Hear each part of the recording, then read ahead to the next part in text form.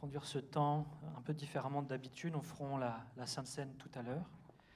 J'avais à cœur de commencer tout de suite par partager la parole de Dieu ce matin. Amen. Alors en tout cas, je vous l'ai déjà dit tout à l'heure en introduction, mais je suis vraiment content de vous retrouver. Et j'espère que vous aussi, vous êtes contents de nous retrouver. Alors si vous me dites oui, je suis content, mais si vous me dites non, je serai content aussi, parce que la prochaine fois, je partirai plus longtemps.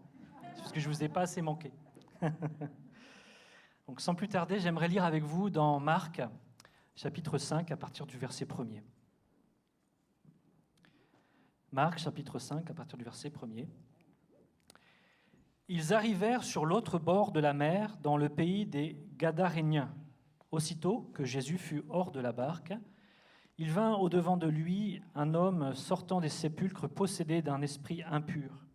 Cet homme avait sa demeure dans les sépulcres et personne ne pouvait plus le lier, même avec une chaîne. Car souvent, il avait eu les fers aux pieds et il avait été lié de chaînes, mais il avait rompu les chaînes et brisé les fers et personne n'avait la force de le dompter.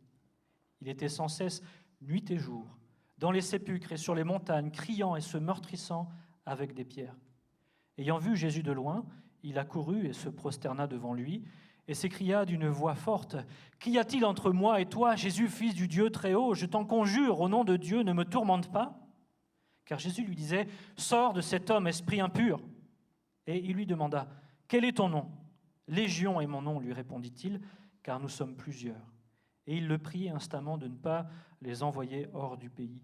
Il y avait là, vers les montagnes, un grand troupeau de pourceaux qui paissaient, et les démons le prièrent, disant « Envoie-nous dans ces pourceaux, afin que nous entrions en eux. » Il leur permit. Et les esprits impurs sortirent, entrèrent dans les pourceaux, et le troupeau se précipita des pentes escarpées dans la mer. Il y en avait environ 2000, et ils se noyèrent dans la mer. Ceux qui les faisaient paître s'enfuirent et répandirent la nouvelle dans la ville et dans les campagnes. Les gens allèrent voir ce qui était arrivé. Ils vinrent auprès de Jésus et ils virent le démoniaque, celui qui avait eu la légion, assis, vêtu et dans son bon sens, et ils furent saisis de frayeur. Ceux qui avaient vu ce qui s'était passé leur racontèrent ce qui était arrivé au démoniaque et au pourceau. Alors ils se mirent à supplier Jésus de quitter leur territoire. Comme il montait dans la barque, celui qui avait été démoniaque lui demanda la permission de rester avec lui. Jésus ne lui permit pas, mais il lui dit « Va dans ta maison, vers les tiens, et raconte-leur tout ce que le Seigneur t'a fait et comment il a eu pitié de toi. » Il s'en alla et se mit à publier dans la Décapole tout ce que Jésus avait fait pour lui, et tous furent dans l'étonnement. Amen. Amen. Amen. Quel passage puissant, n'est-ce pas? Il se passe des choses extraordinaires quand Jésus vient et qu'il est agissant. Avant le début même de ce récit, Jésus avait démontré sa puissance vis-à-vis des éléments naturels. Juste avant, Jésus a dit à ses disciples « Allons de l'autre bord ». Et ils vont traverser ce lac. Et alors qu'ils traversaient, on voit que la mer va se déchaîner, la tempête va souffler, et là les disciples vont avoir peur, ils vont craindre de mourir, et ils vont dire « Jésus, ne vois-tu pas que nous périssons ?» Et là Jésus se lève et il parle à la mer, il parle au vent, et il est dit qu'aussitôt, les éléments vont se calmer, et les disciples là sont comme estomaqués. Et ils se disent l'un à l'autre, mais qui est donc cet homme que même le vent et les flots, à qui même le vent et les flots obéissent? Quelle puissance Jésus a en lui. Amen. Et le titre de mon message aujourd'hui, c'est « Pourquoi nous avons besoin de la puissance de Jésus ?» Amen. Alors, déjà, les disciples avaient assisté à des miracles, ils avaient assisté à cette puissance de Jésus vis-à-vis des éléments quand ils ont traversé ce lac. Mais à peine Jésus avait posé le pied hors de la barque que les choses allaient encore aller de manière croissante. Les disciples n'étaient pas au bout de leur peine, entre guillemets. Ils allaient être encore davantage surpris de ce que Jésus était capable de faire, tellement la puissance de Jésus est absolue. Ce passage, il nous parle des réalités du monde invisible. Il nous parle de la guerre spirituelle qui prend place entre le royaume de Dieu et le royaume des ténèbres. Amen. Ce passage nous parle de comment Satan agit pour détruire et lier ce que Dieu a créé à son image.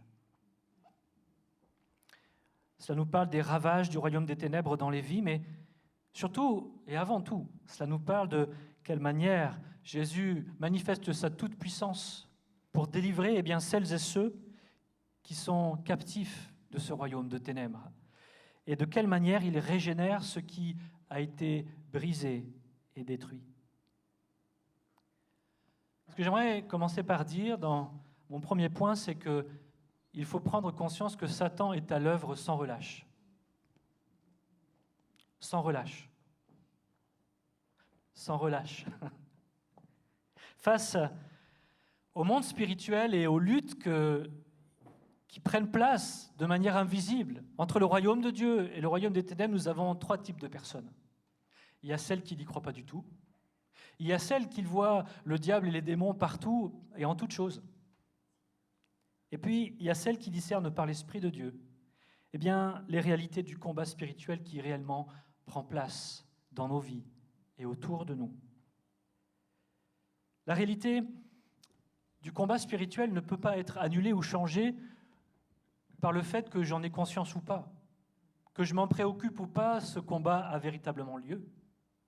Que je le vois ou que je ne le vois pas, que je le discerne ou que je ne le discerne pas, ce combat est là. Il y a une lutte constante et perpétuelle entre Satan qui cherche à détruire ce que Dieu a créé, qui cherche à corrompre ce que Dieu a prévu pour l'humanité, et le royaume de Dieu qui est venu en la personne de Jésus-Christ pour libérer les captifs, délivrer celles et ceux qui sont esclaves de Satan. Satan œuvre sans relâche, sans cesse. Il ne compte pas ses heures. Il ne dort pas, il ne sommeille pas. Il exerce constamment son pouvoir pour détruire et détériorer ce que Dieu a prévu. On en a déjà parlé lorsqu'on avait abordé la thématique de l'autorité spirituelle.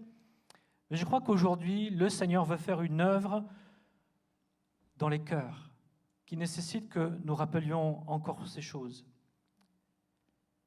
Dans Apocalypse 12, verset 10, il est dit, en parlant de Satan, qu'il est l'accusateur de nos frères, celui qui les accusait devant notre Dieu jour et nuit. Jour et nuit. Ce n'est pas seulement 5 minutes par jour, ce n'est pas un quart d'heure, ce n'est pas 1 heure, ce n'est pas 2 heures, c'est jour et nuit, c'est constamment. Satan se tient face à Dieu et nous accuse, nous les élus de Dieu. Il pointe de son doigt accusateur tout ce qui n'est pas correct dans nos vies. Et il cherche à nous accabler. Dans 1 Pierre 5, 8, il est écrit « Votre adversaire, le diable, rôde comme un lion rugissant, cherchant qui il dévorera. »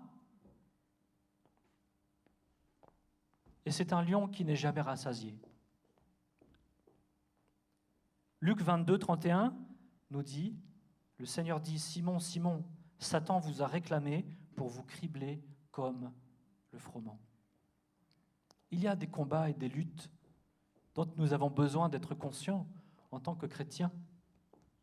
Parce que si nous ne prenons pas conscience que nous sommes dans un combat et dans une lutte, alors nous sommes déjà vaincus. Alors nous n'avons pas conscience de l'enjeu dans lequel nous nous trouvons. Et donc nous n'avons pas conscience des réponses qui sont nécessaires vis-à-vis des stratégies que l'ennemi déploie pour nous perdre, pour nous dévorer, pour nous éloigner du cœur de Dieu. Jésus lui-même nous dit dans Jean 10, verset 10, que l'ennemi est le voleur et il ne vient que pour dérober, égorger et détruire. Et dans 2 Corinthiens 4, 3 et 4, l'apôtre Paul dit que si notre évangile est encore voilé, il est voilé pour ceux qui périssent, pour les incrédules dont le Dieu de ce siècle a aveuglé l'intelligence, afin qu'ils ne voient pas briller la splendeur de l'évangile de la gloire de Christ, qui est l'image de Dieu.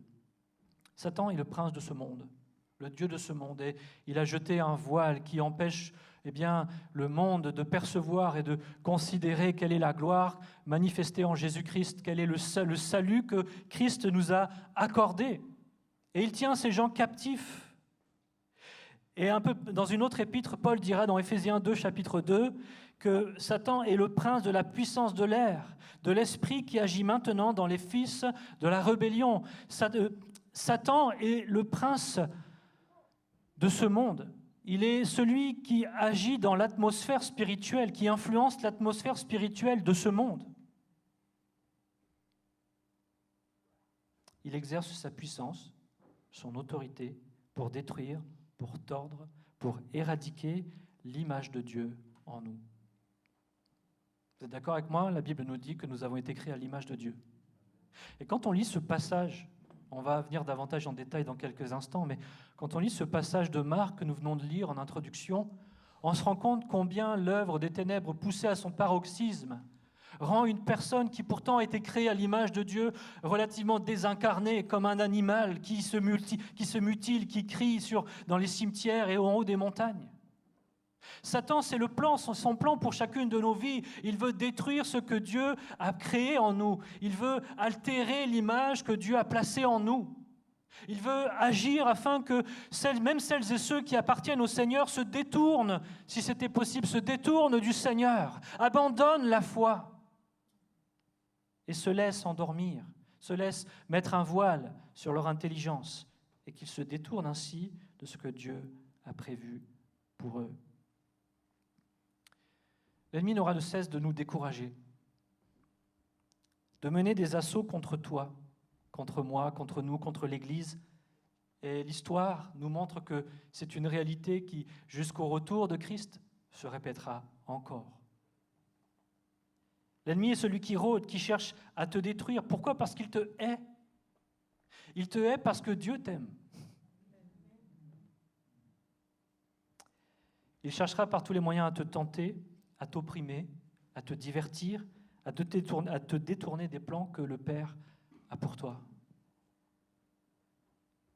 J'aimerais dire une chose à ce point maintenant, c'est ne sous-estimons pas l'ennemi de notre âme.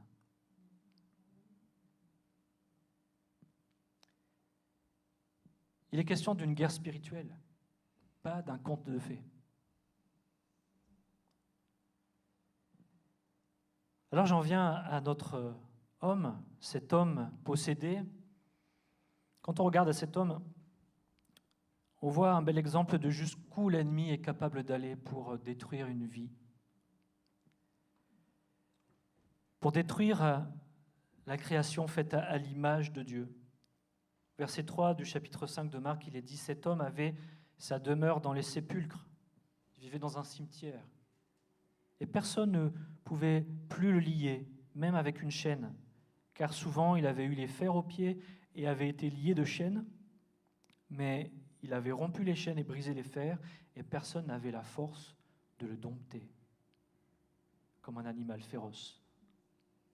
Il était sans cesse, et j'insiste sur le sans cesse, nuit et jour, dans les sépulcres et sur les montagnes, criant et se meurtrissant avec des pierres. Quand on lit ce descriptif, on voit un homme complètement désincarné, une bête sauvage. Et rien n'a pu essayer de le garder parmi le monde des hommes. Aucune chaîne, aucun fer n'a réussi à le garder parmi les hommes. Satan, par toute sa puissance, a agi au travers de la vie de cet homme pour en faire un mort-vivant. Nous avons ici un homme ravagé, plongé continuellement dans une atmosphère de mort. Vous savez, pas besoin de vivre dans un cimetière pour vivre dans une atmosphère de mort. Dans une atmosphère de mort et surtout de désolation. La puissance spirituelle qui est en lui l'amène à vivre une vie de tourment, une vie de souffrance, une vie d'angoisse extrême, de désespoir, de peur. Sa souffrance était sans fin, nuit et jour, sans cesse. Quand on réfléchit, cet homme avait, avant d'en arriver là, il avait certainement un entourage, des parents, des oncles, des tantes, une famille. Peut-être il était marié, peut-être même il avait des enfants. Et son entourage a assisté à sa déchéance. Jour après jour, les choses sont allées de mal en pis. Ils ont tout essayé pour le protéger de lui-même, mais rien n'a fait. Rien n'était plus fort que cette force qui était en lui. Et cet homme qui paraît devant Jésus et qui, à la lecture de sa description, nous apparaît comme, voilà, comme je vous le disais, une vie désincarnée, n'en est pas arrivé là, je crois, du jour au lendemain. Il n'est pas né comme ça. Ça a été tout un processus par lequel peut-être il a fait de mauvais choix. Ce que l'on sait, ce que le texte nous dit, c'est qu'on se trouve là dans une terre païenne, dans un endroit où la parole de Dieu n'était pas répandue, où l'idolâtrie avait pignon sur rue. Et comme dans toute terre païenne et comme dans tout culte d'idolâtrie, eh bien, l'apôtre Paul nous dit que le culte des idoles est en réalité le culte d'un démon, de démons. Et nous ne savons pas les choix que cet homme a faits qui l'ont conduit petit à petit à rendre sa vie asservie par les puissances des ténèbres. Mais la réalité, c'est qu'on n'en vient pas à un tel point sans prendre de mauvaises décisions de manière durable dans sa vie. La Bible nous dit dans ce passage que cet homme était rempli par une légion d'esprits. Une légion, dans la culture romaine, une légion, c'est 6000 soldats. Ça fait beaucoup, hein? Déjà, c'est beaucoup, mais 6000.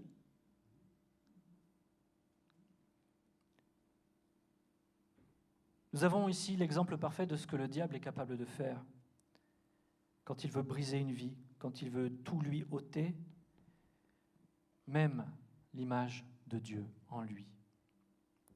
Certes, il ne connaissait pas Dieu, et certes, il avait certainement accumulé beaucoup de mauvais choix, de mauvaises croyances, qui l'ont amené à être lié jour après jour, toujours davantage aux choses occultes, et tout ça l'a mené petit à petit à devenir esclave de Satan, esclave du royaume des ténèbres. Et j'aimerais simplement faire un point maintenant. Je ne vous connais pas tous ici dans cette salle. Je sais que ce message, même si ça paraît peut-être particulier, ce que je vous annonce ce matin, mais je sais que ce message, Dieu l'a voulu pour ce matin particulièrement. Et j'aimerais déjà dire une chose, c'est qu'aujourd'hui, si toi, d'une manière proche ou lointaine, tu as touché aux choses occultes, le Seigneur ce matin t'appelle. Il veut te libérer des chaînes et des liens que l'esprit de Satan a mis sur toi. On ne rigole pas avec les choses occultes. Ce n'est pas pour rien que Dieu, dans sa parole, nous demande de nous tenir loin de toutes ces choses, de nous tenir loin de tous ceux qui disent la bonne aventure, de nous tenir loin de tous ceux qui sont capables de parler avec, entre guillemets, entre les morts. Ce n'est pas pour rien que la parole de Dieu nous met en garde contre ces choses. Et aujourd'hui, ces choses sont devenues banales, elles sont partout. Il suffit d'allumer sa télé, on voit l'occultisme, c'est devenu banal. Il suffit d'ouvrir son journal, il y a l'horoscope. Toutes ces choses ne sont pas banales.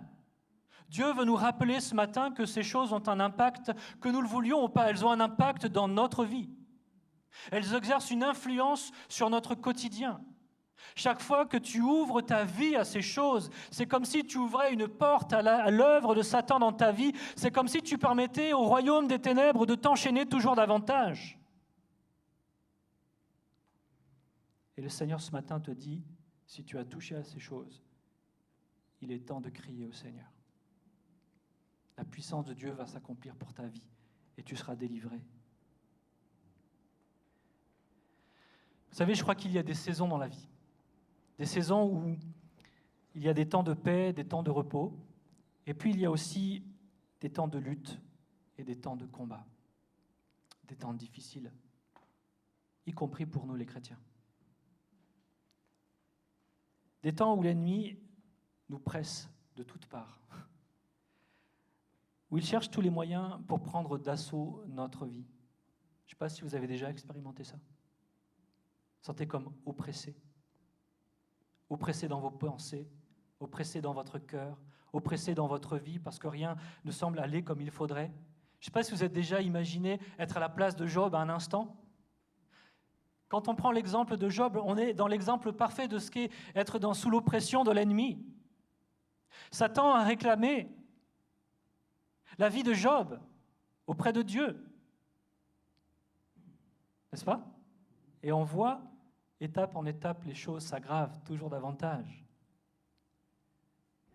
Il arrive des temps où, oui, parfois nous sommes pris d'assaut, l'ennemi nous encercle, il nous presse et il cherche à nous décourager, il cherche à nous faire tomber, il cherche à nous éloigner. Mais j'aimerais te dire, mon frère, ma sœur, s'il y a des temps de combat, s'il y a des temps de lutte, c'est qu'il y a aussi des temps de victoire. Amen. S'il y a des temps où tu te sens oppressé, s'il y a des temps où tu sens que l'ennemi est autour de toi, qu'il rôde autour de toi, qu'il cherche à te dévorer, qu'il ne cesse de te tenter, qu'il ne cesse d'agir pour que tu tombes, d'agir pour que tu te détournes, d'agir pour que tu regardes ailleurs que vers le Seigneur, c'est parce qu'il y a des choses qui sont prévues pour toi dont il veut te détourner. J'aimerais dire ceci, c'est que nous vivons un temps mondial sans précédent. Et l'ennemi, aujourd'hui, et depuis un moment déjà, a fait lever un vent, un esprit de peur dans le monde. Que ce soit avec cette pandémie, que ce soit avec les guerres et les bruits de guerre, avec toutes ces choses qui arrivent, il y a un esprit de peur qui se lève sur le monde. Et cet esprit de peur n'influence pas que le monde. Cet esprit de peur est aussi entré dans l'Église. Il y a trop de chrétiens qui aujourd'hui sont devenus esclaves de la peur. Esclaves de la peur parce que quand ils regardent à l'avenir, ils tremblent. Parce qu'ils sentent que l'ennemi est comme autour d'eux, cherchant à les décourager. Ils se sentent acculés par toutes les circonstances, les difficultés du présent. Et ils ne savent pas comment s'en sortir. Mais je crois que si Dieu a mis ce message pour nous ce matin, c'est qu'il veut nous encourager. Il veut nous encourager à réaliser que nous avons besoin de la puissance de Christ et que cette puissance est à notre disposition. Amen. Amen. Vous savez pourquoi l'ennemi fait lever un esprit de peur? Parce que tant que la peur hurle, eh bien, le monde, comme les chrétiens qui écoutent cet esprit, n'entendent pas la parole de Dieu. Quand l'esprit de peur crie dans ton oreille, tu n'entends pas ce que Dieu veut te dire. C'est pas pour rien que quand les anges viennent, je ne sais pas si vous avez déjà vu ça, remarqué ça dans les Écritures, quand les anges viennent, tout de suite ils disent « ne crains pas ». Parce que quand la peur est là, quand il y a un esprit de crainte, on ne peut pas écouter, on ne peut pas entendre ce que Dieu a à dire. Mais à chaque fois, l'ange vient et dit « n'aie pas peur, ne crains pas ». Et après, il donne le message. Et Satan fait lever un vent de peur, un esprit de peur dans le monde, parce qu'il veut que nous n'écoutions pas, nous ne soyons pas en capacité d'entendre ce que Dieu a à dire. Mais Dieu veut parler ce matin.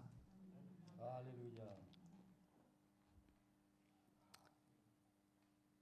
Satan veut amener la confusion, la division, les disputes, les tensions. Et on voit ça se lever dans l'Église aujourd'hui.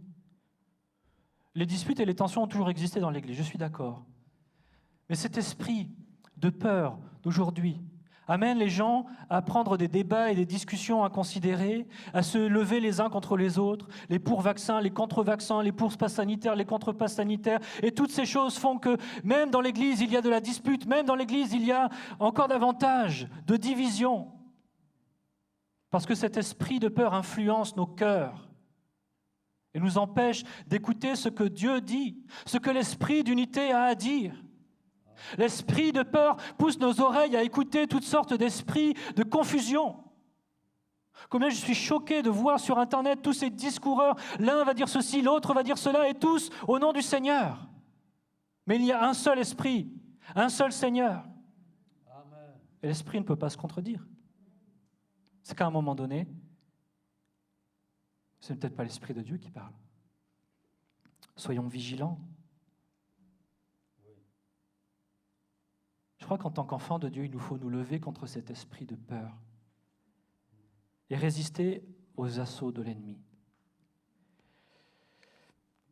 Autant je crois que ce message s'adresse aux inconvertis en ce qui concerne le fait d'être liés aux choses des ténèbres, autant je crois qu'il s'adresse aussi aux chrétiens nés de nouveau, parce que je vois depuis quelque temps justement cet esprit de peur et de crainte se lever dans l'Église, et même si nous ne sommes pas possédés, pourtant, je vois trop de chrétiens qui sont encore esclaves. Tellement de chrétiens aujourd'hui sont esclaves de la peur, du stress, du découragement aujourd'hui, comme acculés, découragés, ne sachant même plus envisager l'avenir d'une manière sereine. Parce qu'ils se disent, mais que va-t-il se passer ? Comment vais-je faire ? Telle situation, et ils se sentent comme débordés. Et je peux le dire parce que j'ai été de cela aussi.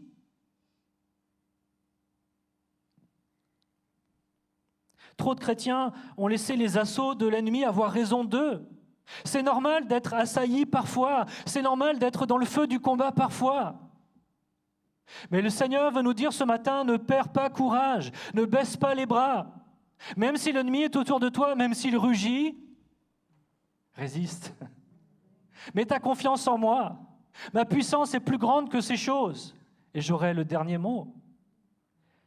Mais ce que je constate, c'est que vis-à-vis de ces assauts, beaucoup dans le monde chrétien se sont laissés assaillir à nouveau. Beaucoup sont esclaves du péché, esclaves du compromis, esclaves de la culpabilité. Quand je dis ça, c'est que quand c'est la culpabilité qui vous amène à faire ce que vous faisiez même pour le Seigneur, vous êtes esclave de la culpabilité, vous n'êtes pas libre dans le Seigneur. Un exemple, quand je lis ma Bible parce que j'ai mauvaise conscience de ne pas avoir assez lu ma Bible, je suis esclave de la culpabilité et je n'agis pas dans la liberté de Christ. Ce n'est pas l'amour qui est mon moteur, mais la culpabilité. Avec la culpabilité, l'ennemi est capable de vous rendre plus religieux que n'importe quel religieux sur la terre. Mais ce n'est pas pour autant que vous êtes dans la liberté de Christ. D'autres sont esclaves d'un esprit religieux, de toute forme d'idolâtrie aussi. Alors tu te dis, mais moi, j'ai rien à voir avec cet homme possédé. J'ai pas une légion de démons en moi, certes, mais ce que je peux dire, c'est qu'aujourd'hui, Satan ne lâche pas certains. Satan accule certains aujourd'hui. Et il fait avec toi ce qui lui plaît. Il t'oppresse, il t'accuse et il te maintient dans une atmosphère de peur et de mort, comme il maintenait cet homme dans les sépulcres, dans une atmosphère de mort et de misérabilisme. Peut-être tu n'es pas arrivé dans l'état dans lequel se trouvait cet homme-là, mais tu en as pris le chemin. Parce que tu as laissé l'ennemi avoir raison dans ta vie, parce que tu l'as laissé assaillir ton cœur, parce que tu l'as laissé entrer dans ta vie, alors l'ennemi est agissant dans ta vie. Et il te mène, jour après jour, davantage dans sa spirale de mort et de destruction. Plusieurs ici sont en prise avec l'angoisse, oppressés de toutes sortes de pensées mensongères, qui sont comme des forteresses desquelles ils n'arrivent pas à s'extirper. Tu n'expérimentes plus la paix du Saint-Esprit ni la joie du salut.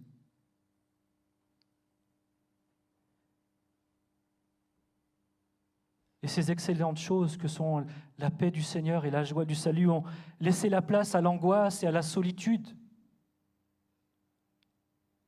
Les discours de tes amis et même tous les prédicateurs que tu écoutes sur Internet sont à l'image des fers et des chaînes que les amis de cet homme possédé ont tenté de lui administrer pour le calmer. Ils sont incapables de te délivrer de l'assaut de l'ennemi de ta vie.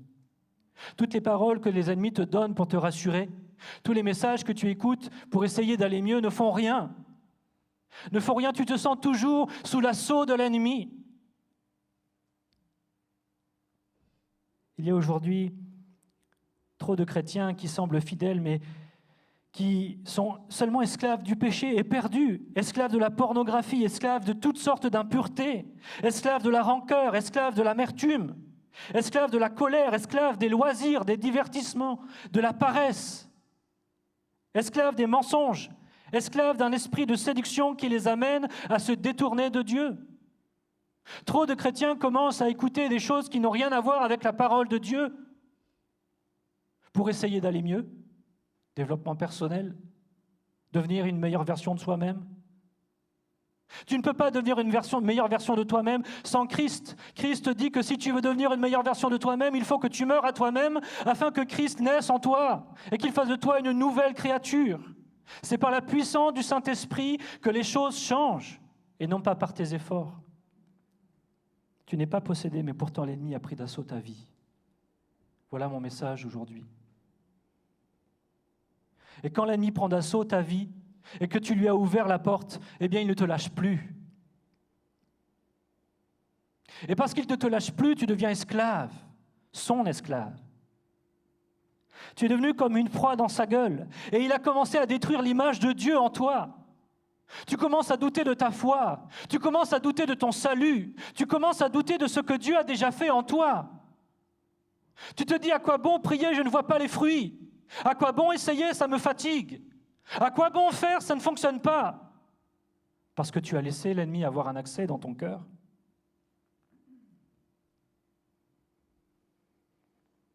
Il a affecté ton identité, la perception de qui tu es. Et tu doutes? Est-ce que vraiment Dieu m'a sauvé? Est-ce que vraiment c'est la vérité? Je ne sais pas si vous avez déjà vu ça. Aujourd'hui, c'est la mode dans le milieu chrétien et beaucoup aux États-Unis, de ceux qui, entre guillemets, ont déconstruit leur foi. Et en gros, ils ont abandonné le Seigneur pour des tas de raisons, et ils invitent les autres à prendre le même chemin qu'eux. Ça, c'est le fruit de l'œuvre de Satan dans une vie qui séduit, qui trompe, qui corrompt et qui altère la création nouvelle que Dieu a mis en nous. Mais j'aimerais te dire aujourd'hui, peut-être tu es fatigué et découragé. Peut-être tu es lassé. Lassé de lutter. Et même tu penses à abandonner. J'aimerais te dire, tu n'es pas le seul. Ça arrive à tous d'être fatigué, d'avoir envie d'arrêter, parce que le combat est trop dur, parce que c'est difficile, parce que tu ne sais pas quand est-ce que ça va s'arrêter. Mais j'aimerais te dire, ne perds pas courage. De la même manière que Jésus est venu sur le rivage, au travers de ce lac, pour venir à la rencontre de cet homme, de la même manière, le Seigneur veut venir à ta rencontre ce matin. De la même manière qu'il a manifesté sa puissance absolue dans la vie de cet homme pour le libérer des liens de Satan dans sa vie, de la même manière, il veut t'encourager. Si tu as ouvert la porte, c'est Dieu, Jésus-Christ veut te libérer ce matin. Et si tu n'es pas encore tombé, si tu n'as pas ouvert ton cœur à l'ennemi, mais que pourtant il ne te lâche pas, ne perds pas courage. Le Seigneur veut te renouveler ce matin. Jésus a dit ceci. Et que ce soit une parole gravée dans votre cœur. Courage, j'ai vaincu le monde. Jésus a vaincu le monde. Moi, ce que je crois, c'est que Jésus n'est pas venu dans cette ville par hasard. Il n'a pas traversé le lac en pleine nuit, juste comme ça, parce que ça lui est passé par la tête. Il dit, tiens, si on allait voir ce qui se passe de l'autre côté. Non. Jésus est allé volontairement voir cet homme parce qu'il avait besoin de sa puissance. Verset 27 de Marc 3, il est dit, Jésus dit ceci, « Personne ne peut entrer dans la maison d'un homme fort et piller ses biens sans avoir auparavant lié cet homme fort, alors il pillera sa maison. » J'aimerais proclamer cela ce matin. Jésus a lié l'homme fort. Satan a été vaincu. Et même si aujourd'hui il semble être tout-puissant autour de toi, rugissant, Jésus-Christ l'a vaincu. Et il veut te donner, te communiquer son autorité, sa puissance pour que toi aussi, tu puisses être libéré complètement, totalement de l'œuvre de l'ennemi dans ton cœur, dans ta vie, dans ton âme, que les chaînes qui t'ont lié jusqu'à maintenant et qui t'ont empêché d'avancer, t'ont empêché d'être libre, qui t'ont empêché d'être dans la joie, t'ont empêché de goûter la paix du Saint-Esprit, eh bien, le Seigneur veut venir ce matin et changer ton cœur. Vous savez, la présence de Jésus fait toute la différence. Jésus vient, il débarque à peine que les choses commencent. Ce n'est pas Jésus qui a cherché après cet homme. Mais cet homme rempli d'une légion d'esprits mauvais est venu se jeter aux pieds de Christ. Et là, à ce moment-là, ce n'est pas l'homme en lui-même qui le fait, mais c'est les esprits qui sont en lui. Parce que les esprits reconnaissent la supériorité absolue de Jésus-Christ. Et Jésus a à peine mis le pied sur la terre que déjà le démon vient se prosterner devant lui et dit « Ne nous tourmente pas !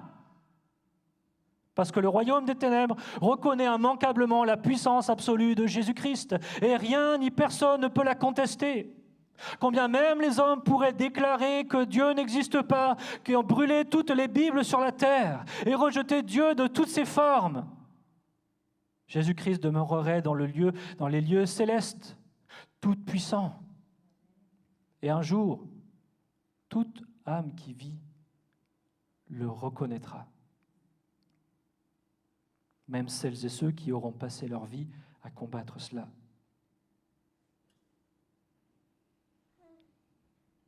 Colossiens 2,15 nous dit que Jésus a dépouillé les dominations, les autorités et les a livrées publiquement en spectacle en triomphant d'elles par la croix. Rien n'est au-dessus de Jésus. Et Jésus vient, et quand il vient avec sa puissance totale et absolue. Et rien ni personne, pas même une légion de démons ne peut résister à Jésus.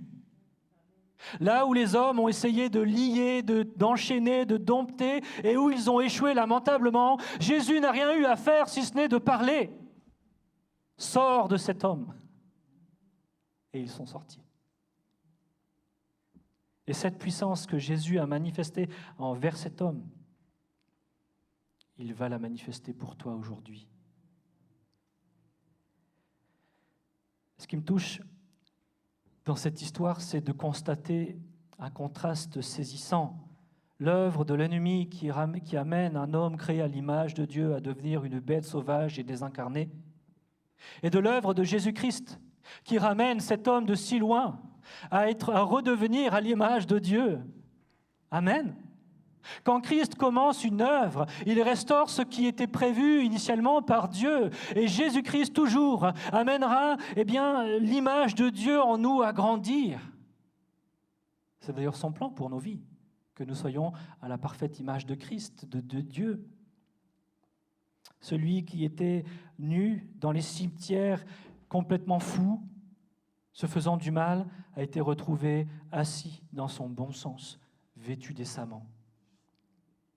Sa vie a été transformée, changée.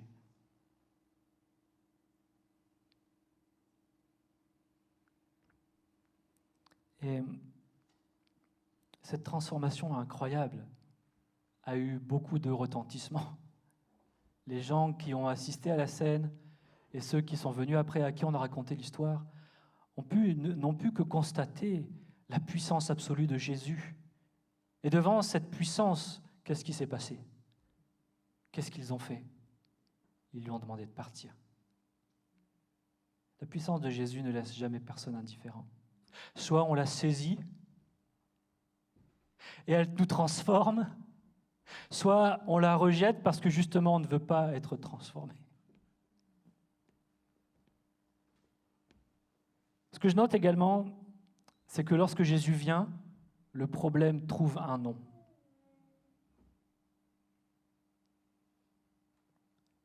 Cet homme, on ne sait pas pendant combien de temps il a été comme ça. Mais personne ne savait expliquer son état. Jésus vient et le problème a un nom, Légion. Peut-être tu te dis, mais moi je sais que ça ne va pas dans ma vie. Je me sens oppressé, je me sens comme sous l'assaut de l'ennemi dans ma vie peut-être. Mais tu ne sais pas quelle est la source de ton problème. Tu ne sais pas là où peut-être tu as laissé un accès à l'ennemi dans ta vie. Eh bien, demande au Seigneur Jésus. Et il saura mettre un nom sur ton problème. Il saura mettre le doigt sur ce que tu as besoin de régler. Il saura mettre le doigt sur la difficulté, sur l'ouverture que tu as laissée dans ton cœur, sur l'œuvre de l'ennemi en toi.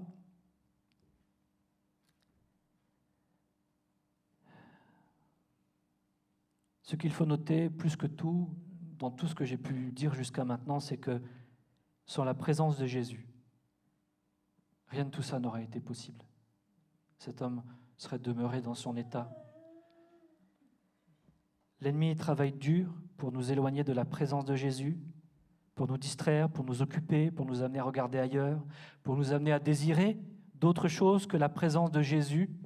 Et sa stratégie, c'est de rendre les choses tellement difficiles qu'on envisage beaucoup plus facilement de de retrouver peut-être une vie plus tranquille sans Jésus.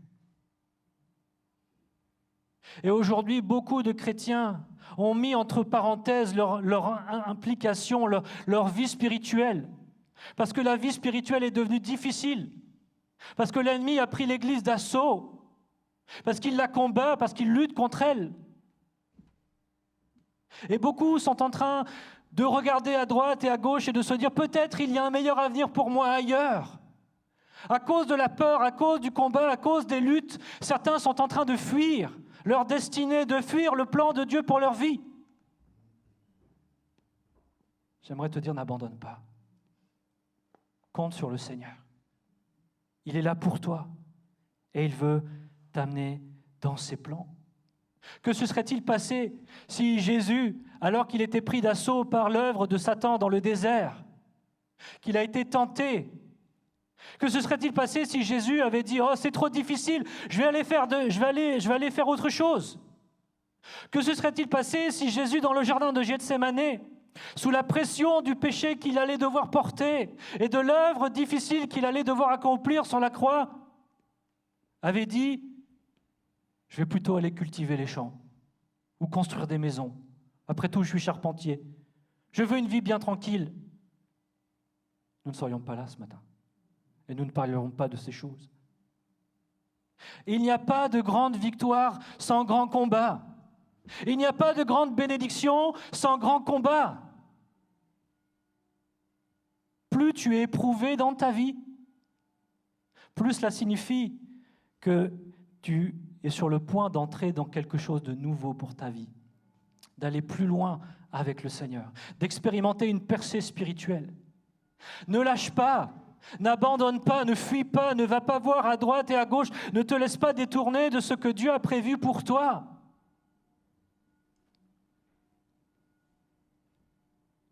Vous savez, Jésus ne s'impose pas quand ces gens vont lui dire de partir, il va partir. Jésus aurait pu faire tellement de grandes choses dans ce pays, mais ils lui ont demandé de partir.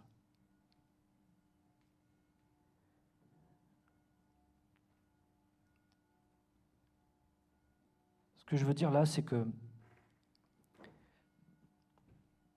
il ne suffit pas de demander au Seigneur Jésus de nous libérer. Le Seigneur nous appelle à lui donner toute la place dans notre vie. C'est la clé. Dans Luc 11, toujours à propos de l'homme fort, Jésus nous parle de ceci. Luc 11, verset 24. « Lorsque l'esprit impur est sorti d'un homme, il va dans les lieux arides pour chercher du repos, n'en trouvant point, il dit, « Je retournerai dans ma maison d'où je suis sorti. » Jésus nous dit ici qu'on peut lier l'homme fort, on peut être délivré du pouvoir de Satan dans notre vie. Jésus peut pour un temps ranger la maison, mettre de l'ordre. Mais si Jésus n'habite plus la maison, parce qu'on lui a demandé de partir, alors on peut se retrouver dans une situation bien pire que dans celle dans laquelle on s'est été retrouvé avant. Vous savez, il y a trop d'apparence chez nous les chrétiens. Trop de personnes qui en apparence ont une maison bien rangée, où Jésus a fait une œuvre, mais où Jésus n'est plus dans les cœurs et plus dans les vies, et il ne faut pas s'étonner que Satan revienne avec force et qu'il cherche à détruire, à décourager et à reprendre possession de ce qui lui appartenait. La seule clé, c'est que nous dépendions de la puissance de Jésus-Christ, de cette puissance absolue qui garde nos cœurs, qui fait que rien, ni personne, ni les anges, ni les puissances, ni quoi que ce soit ne peut nous arracher à l'amour de Jésus-Christ. Mais si Christ n'est pas le Seigneur de nos vies, si Christ n'est pas au centre de nos pensées, de nos préoccupations, de nos projets, s'il n'est pas le Seigneur absolu, il n'y a pas de puissance absolue.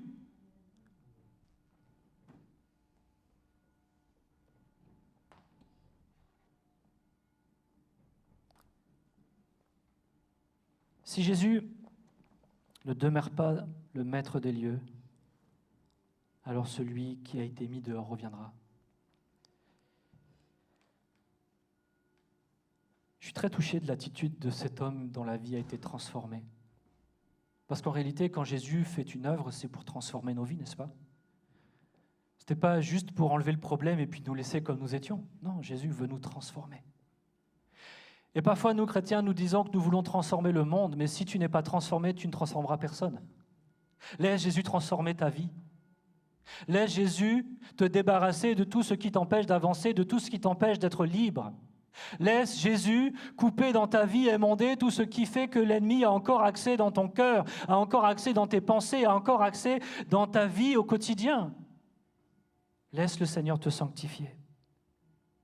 Et cet homme, verset 18 de Marc 5 dit, comme il montait dans la barque, Jésus montait dans la barque, celui qui avait été démoniaque lui demanda la permission de rester avec lui. Jésus ne lui permit pas, mais il lui dit, va dans ta maison, vers les tiens, et raconte-leur tout ce que le Seigneur t'a fait et comment il a eu pitié de toi. Certes, Jésus a quitté physiquement ce pays, mais pas spirituellement, parce qu'il habitait dans le cœur de cet homme transformé. Et cet homme est devenu un témoin puissant de ce que Jésus avait accompli pour sa propre vie.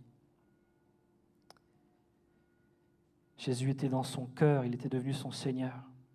Alors j'en arrive à ma conclusion. Je voudrais faire un appel, mais avant cela, j'aimerais te dire, mais est-ce que tu as besoin d'être délivré ce matin?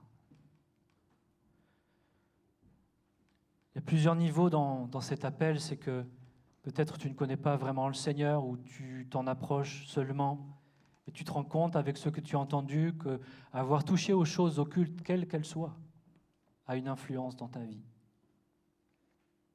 Et tu as besoin que quelqu'un prie pour que tu en sois délivré, que les liens de ces choses occultes dans ta vie soient brisés.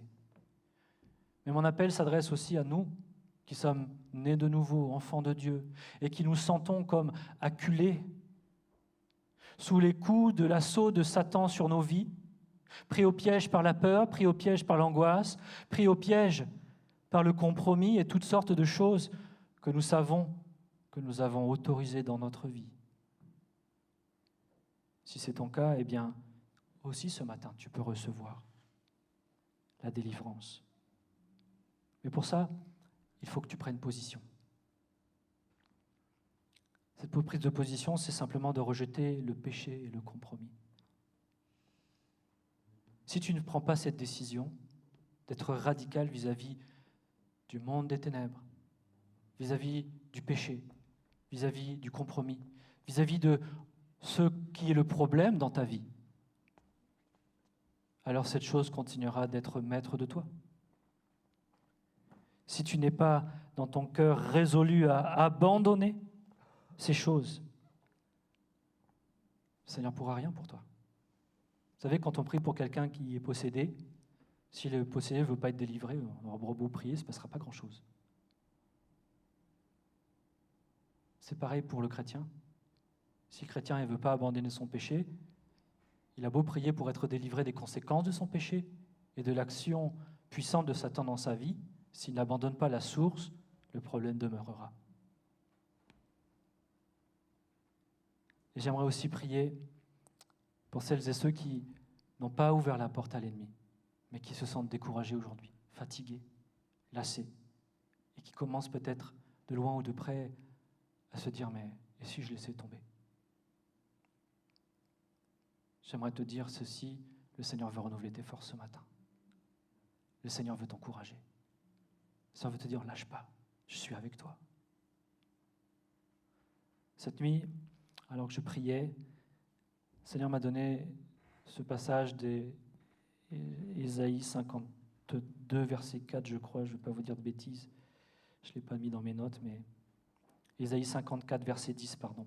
« Même si les montagnes se mettaient à partir, même si les collines venaient à chanceler, mon amour envers toi ne partira jamais.